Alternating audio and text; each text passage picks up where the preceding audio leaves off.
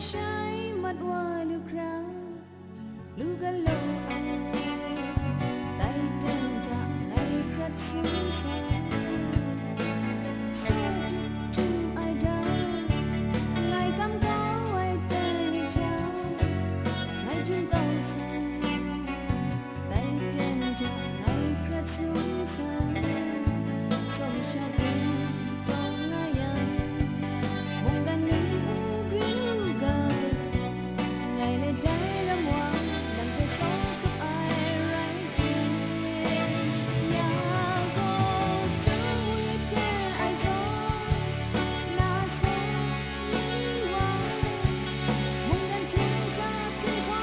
mắt hoa say kín môi gò gáy lên số ai đã gái sông thủy ai nã ca dài buộc hoa dần khép mắt vì mắt say kín giờ đâu ngày lấy chung xe xin cha khám sáng ngày ngày xin cha khám sáng ngày chỉ cha ngà mình ngày chỉ xin cha khám sáng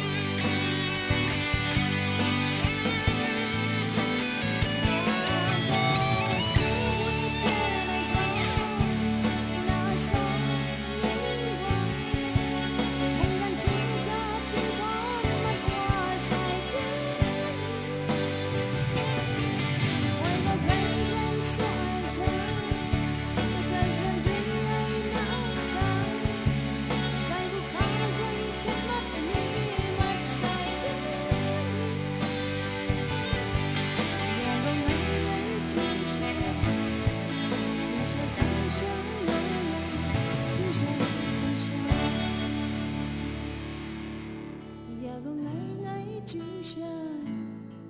xin cha khám sáng ngà ngà xin cha khám sáng